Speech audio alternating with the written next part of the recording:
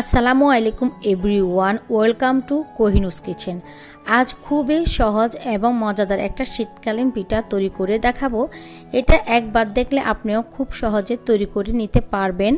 আমরা অনেকে হাতে কাটা সেমাইটা খুব পছন্দ করি, কিন্তু এটা বানাতেও অনেক বেশি ঝামেলার মনে করি। তবে আপনি চাইলে আমি যে একটা সহজ পদ্ধতি দেখিয়েছি সেভাবেও তৈরি করে নিতে পারেন।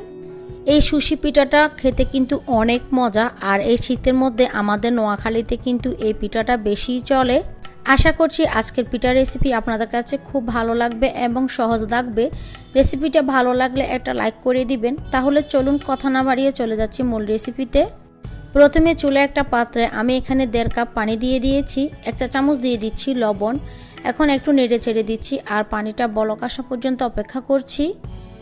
পানিটা যখন বলক উঠে যাবে তখন এখানে আমি 1.5 কাপ দিয়ে দিচ্ছি শুকনো চালের গুঁড়ি। পানিতে গুঁড়ি দেওয়ার সাথে সাথে এখন নেড়ে ছেড়ে দিচ্ছি। এটা ঢাকনা দিয়ে 5 মিনিট অপেক্ষা করার দরকার নেই। এই পর্যায়ে এখন চুলার আঁচটা কিন্তু কমিয়ে দিতে হবে আর নেড়ে ছেড়ে ডো তৈরি করে নিতে হবে। তো খুব ভালো করে নেড়ে ছেড়ে আমি একটা ডো তৈরি করে নিয়েছি। আর হাতে নিয়ে যখন দেখবেন ডোটা হাতে লাগছে না তখন বুঝতে হবে ডোটা হয়ে গিয়েছে। এখন এটাকে ঢাকনা দিয়ে আমি 5 মিনিটের জন্য এভাবে রেখে দিব। 5 মিনিট পরে একটা ছড়ানো পাত্রের মধ্যে আমি ঢেলে নিচ্ছি। এখন এটাকে আমি হালকা একটু ঠান্ডা হতে দিব। হালকা যখন ঠান্ডা হয়ে যাবে কুসুম গরম অবস্থায় হাতে একটু পানি লাগিয়ে আমি ডোটাকে মথে নিব। এটা কিন্তু একবারে ঠান্ডা করে নেওয়া যাবে না, কুসুম গরম থাকা অবস্থায় ডোটাকে মথে নিতে হবে।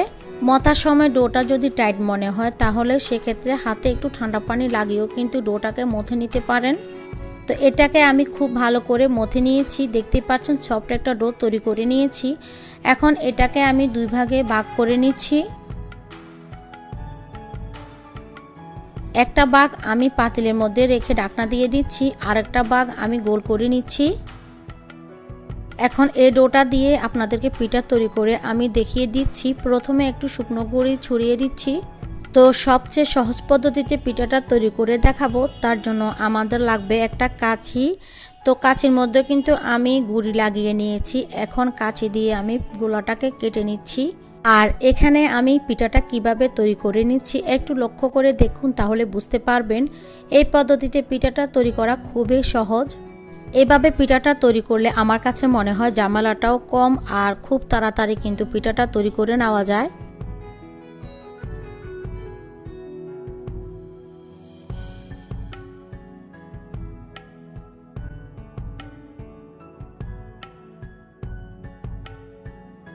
তো এই পদ্ধতিতে আমি সবগুলো পিঠা তৈরি করে নিব। আপনাদের সুবিধার জন্য আমি আরও একটা সহজ পদ্ধতি শেয়ার করছি। আশা করছি আপনাদের কাছে এই পদ্ধতিটাও খুব সহজ লাগবে। অল্প একটু ডো নিয়ে নিয়েছি। ডো নিয়ে একটু ডলা দিয়ে লম্বা করে একটা রশির মতো করে নিচ্ছি। রশির মতো করে নেওয়া হয়ে গেলে এখন হাত দিয়ে ছিঁড়ে ছিঁড়েও কিন্তু এভাবে পিঠাগুলো তৈরি করে নেওয়া যায়। তো আপনারা চাইলে এই দুইটা পদ্ধতি থেকে যে কোনো একটা পদ্ধতিতে পিঠাগুলো তৈরি করে নিতে পারেন। তো আমি এখানে অনেকগুলো পিঠা তৈরি করে নিয়েছি। তো এভাবে করে আমি সবগুলো পিঠা তৈরি করে নিচ্ছি। আমার সবগুলো পিঠা কিন্তু তৈরি হয়ে গিয়েছে, আর দেখতে পাচ্ছেন একটা পিঠা একটার সাথে কিন্তু লেগে নেই, একদম জড়জড়ে হয়েছে। এখন পিঠাগুলো আমি রান্না করতে চলে যাব। পিঠাগুলো রান্নার জন্য চুলায় একটা পাত্রে আমি এখানে 1.5 লিটার ফুল ক্রিম দুধ নিয়ে নিয়েছি।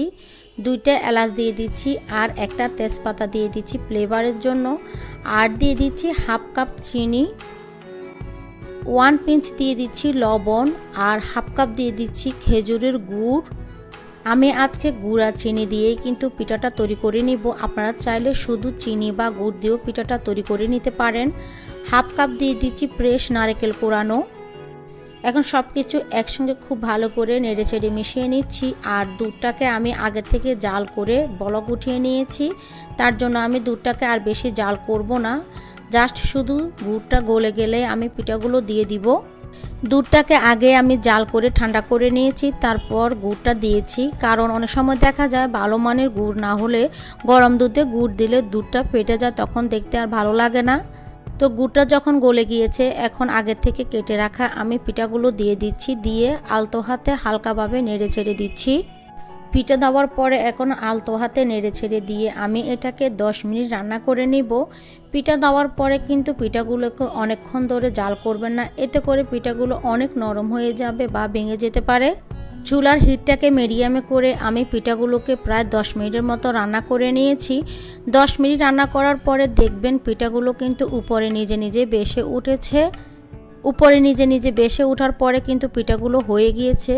এখন পিঠাগুলোকে আমি চুলা থেকে নামিয়ে নিচ্ছি। এটা ঠান্ডা হওয়ার পরে আরও ঘন হয়ে যাবে। যেমনটা বলেছিলাম, দেখতে পাচ্ছেন পিঠাগুলো ঠান্ডা হয়ে যাবার পরে দুধের শিরাটা কিন্তু আরও অনেকটাই ঘন হয়ে গিয়েছে। যদি দুধের শিরাটাকে আরও ঘন করে নামান তাহলে পিঠাটা ঠান্ডা হয়ে যাবার পরে দুধের শিরাটা কিন্তু আরও ঘন হয়ে যাবে, তখন দেখতেও ভালো লাগবে না, খেতেও ভালো লাগবে না। এই পিঠাগুলো কিন্তু ঠান্ডা খেতেও ভালো লাগে, আবার গরম গরম থাকা অবস্থায় খেতে খুব ভালো লাগে। আর দেখি তো নিলেন কত সহজে পিঠাগুলো তৈরি করে নেওয়া যায়। অবশ্যই এই শীতে একবার হলো এভাবে চুই পিঠা বা সুশি পিঠাটা বাসায় ট্রাই করবেন, আর এটা খেতে কত মজা নিজেই বুঝতে পারবেন। আশা করছি আমার আজকের রেসিপি আপনাদের কাছে খুব ভালো লেগেছে এবং সহজ লেগেছে। রেসিপি ভালো লাগলে ভিডিওটাতে একটা লাইক করে দিবেন। সবাই অনেক বেশি ভালো থাকবেন, সুস্থ থাকবেন। আল্লাহ হাফেজ।